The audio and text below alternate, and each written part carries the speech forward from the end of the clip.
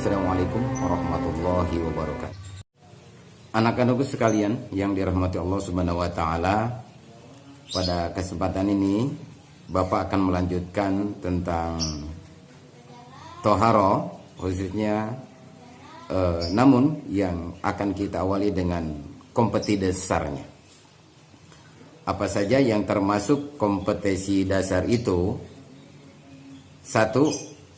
Menghayati ajaran bersuci dari hadas dan najis berdasarkan syariat Islam.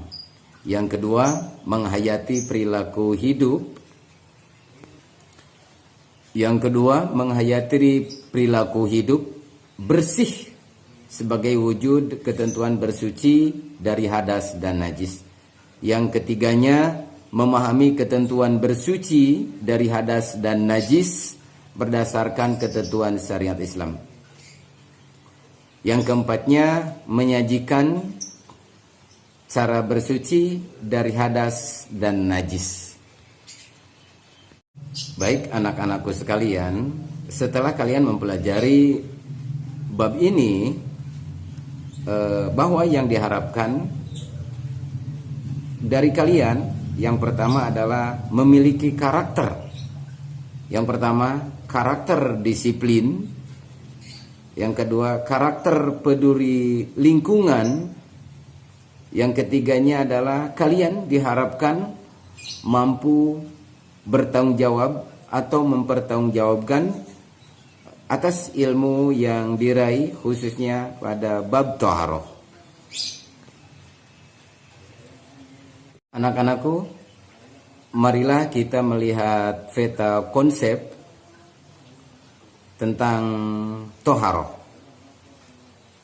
yaitu najis dan najas.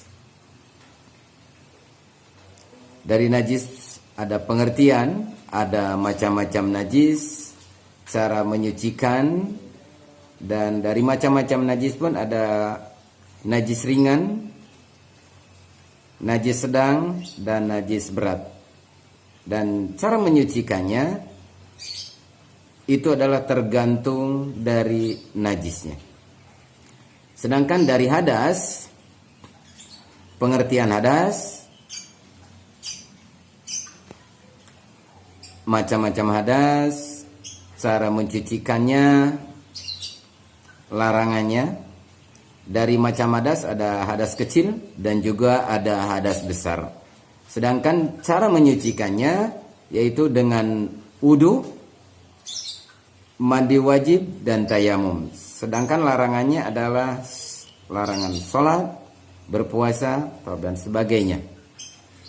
Sedangkan tujuan toharoh ini adalah kalian atau peserta didik semuanya dapat memahami, menjelaskan makna bersuci serta mampu mengimplementasikan dalam kehidupan sehari-hari. Baiklah anak-anakku sekalian, sebagai tes awal di perjumpaan kita dari materi tentang toharoh ini adalah apa itu toharoh atau bersuci? Apa saja yang harus dibersihkan? Apa saja yang termasuk toharoh? Apa dalil tentang toharoh? Dan bagaimana cara bersuci? Dan apa saja hikmah dari bersuci? Sekalian, masih ingat pertanyaan yang tadi? Pertanyaan itulah yang akan kita masukkan ke dalam materi toharoh ini. Kemudian kita akan bahas bersama-sama, yaitu dari pengertian toharoh, hal-hal yang perlu dibersihkan, dalil tentang toharoh, macam-macam toharoh, dan tata cara bersuci. Anak-anakku sekalian, pengertian toharoh menurut bahasa Arab, toharoh artinya suci atau bersih. Sedangkan menurut istilah toharoh adalah menyucikan badan, pakaian, dan tempat dari najis dan menyucikan diri daripada hadas. Selanjutnya, apa saja yang harus dibersihkan atau disucikan? Nah, dari hal di atas, hal-hal yang perlu dibersihkan sebagai berikut adalah: satu, badan; yang keduanya, pakaian; yang ketiga, tempat yang akan digunakan untuk beribadah; yang keempatnya, lingkungan sekitar. Baiklah,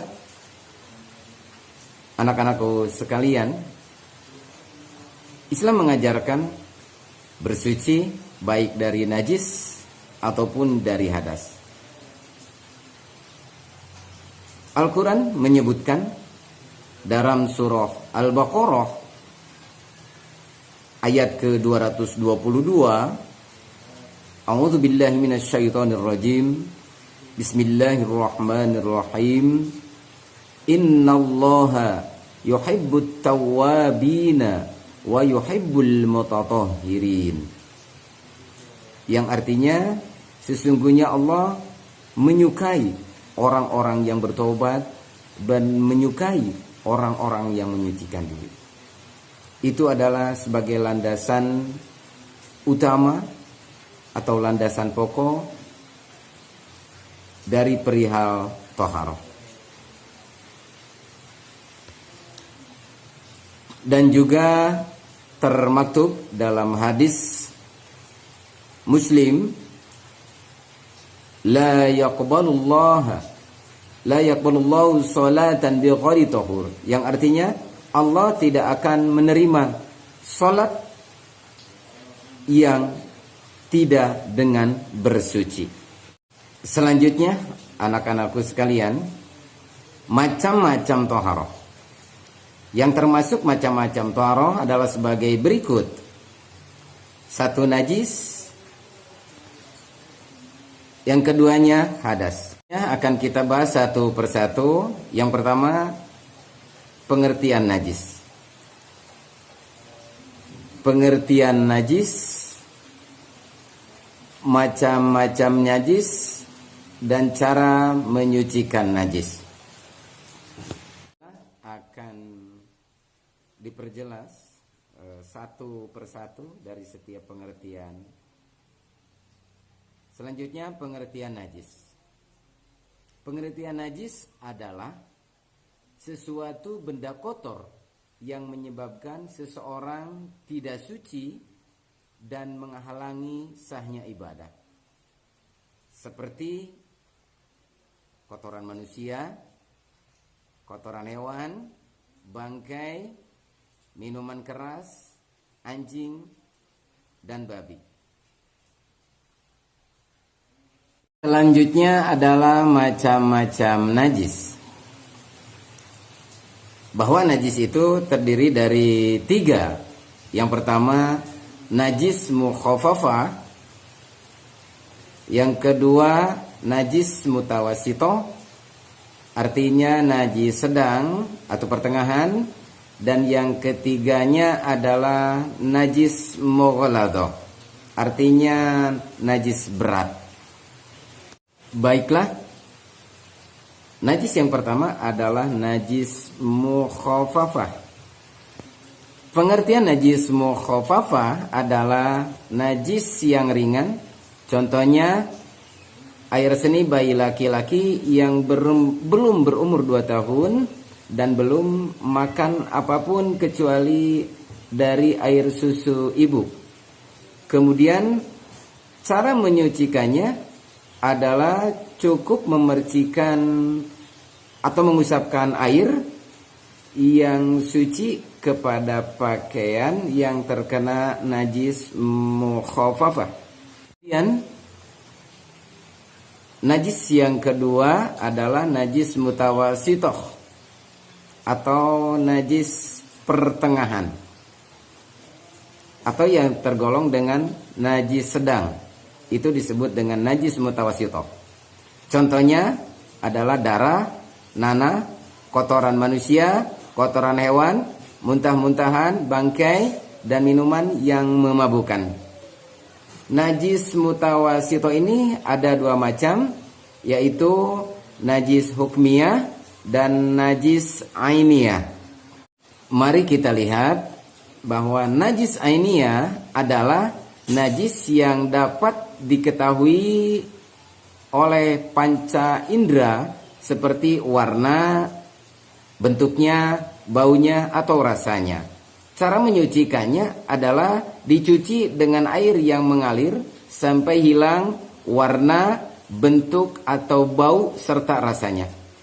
Sedangkan najis hukmiyah ialah najis yang tidak dapat diketahui dengan indera seperti warna, bentuk, baunya, atau rasanya. Namun kita yakin najis tersebut ada. Cara menyucikannya adalah dicuci dengan air yang mengalir tanpa harus hilang warna, bentuknya, bau, dan rasanya karena tidak nyata. Selanjutnya najis yang ketiga adalah najis mughaladhah.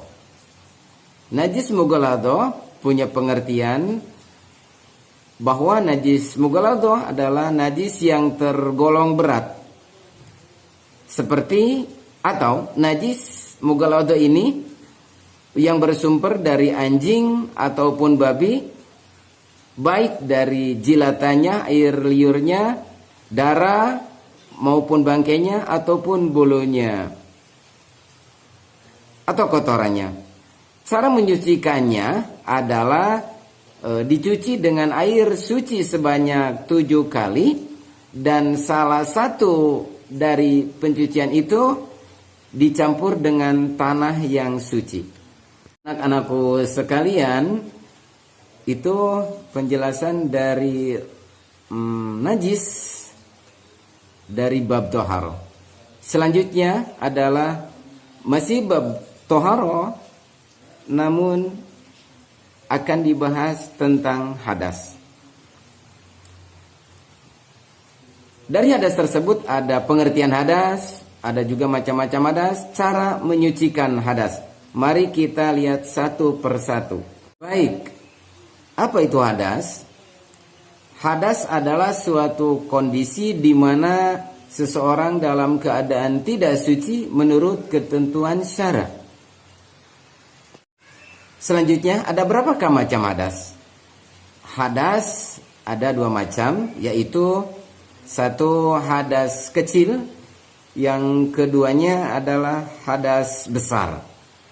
Anak-anakku sekalian, yang pertama adalah hadas kecil. Hadas kecil ini adalah hadas yang disebabkan oleh hal-hal, diantaranya adalah keluarnya sesuatu dari dubur atau dari kubul. Yang keduanya menyentuh dubur dan kemaluan dengan telapak tangan di bagian dalam. Yang ketiganya adalah hilangnya akal karena tidur, gila, dan mabuk. Yang keempat adalah bersentuhan antar kulit laki-laki dan perempuan yang masing-masing sudah dewasa dan bukan mahram. Cara menyucikannya dengan berwudu atau tayamum apabila terdapat halangan dalam menggunakan air untuk berwudu. Selanjutnya adalah hadas besar. Hadas besar adalah kondisi hukum di mana seseorang dalam keadaan seseorang jalambah adalah status hukum yang tidak berbentuk fisik, sehingga janabah tidak identik dengan kotor. Besar ini disebabkan oleh ada hal-hal sebagai berikut: melahirkan, datang bulan haid bagi wanita, keluar darah nifas bagi wanita juga, yang keempatnya berhubungan suami istri, yang kelimanya keluar mani, yang keenamnya adalah meninggal dunia. Nah, cara melakukan menyucikannya adalah dengan melakukan mandi wajib atau bertayamum apabila ada halangan dalam menggunakan air. Selanjutnya, hal-hal yang khusus bagi perempuan tentang darah haid, nifas, dan istihadah. Darah haid dalam pengertiannya yaitu darah yang keluar dari perempuan pada saat kondisi sehat, ciri-cirinya kental, hangat, baunya kurang sedap, hitam, merah tua, kemudian berangsur-angsur semakin bening. Awal mula haid sebagai perempuan mulai haid pada usia 9 tahun dan ada juga usia belasan tahun. Lama masa haid antara 6 sampai dengan 15 hari. Apabila setelah 15 hari darah masih ada yang keluar, maka darah itu disebut dengan darah istihadah. Baik, sedangkan darah nifas pengertiannya adalah darah yang keluar setelah melahirkan, setelah kosongnya rahim dari kehamilan, meskipun hanya segumpal darah. Lama darah nifas yaitu antara 40 hari sampai 60 hari. Selanjutnya adalah darah istihadah. Darah istihadah adalah darah yang keluar tidak pada hari-hari haid dan nifas karena satu penyakit. Maka dari itu macam-macam darah istihadah. Yang pertama, keluar kurang dari masa haid. Yang keduanya, keluar lebih dari masa haid. Yang ketiganya, keluar sebelum usia haid atau setelah masa menopause. Yang keempatnya, keluar lebih lama dari maksimal masa haid. Anak-anakku sekalian, baiklah, kita akan membedakan antara perbedaan hadas dan najis. Hadas adalah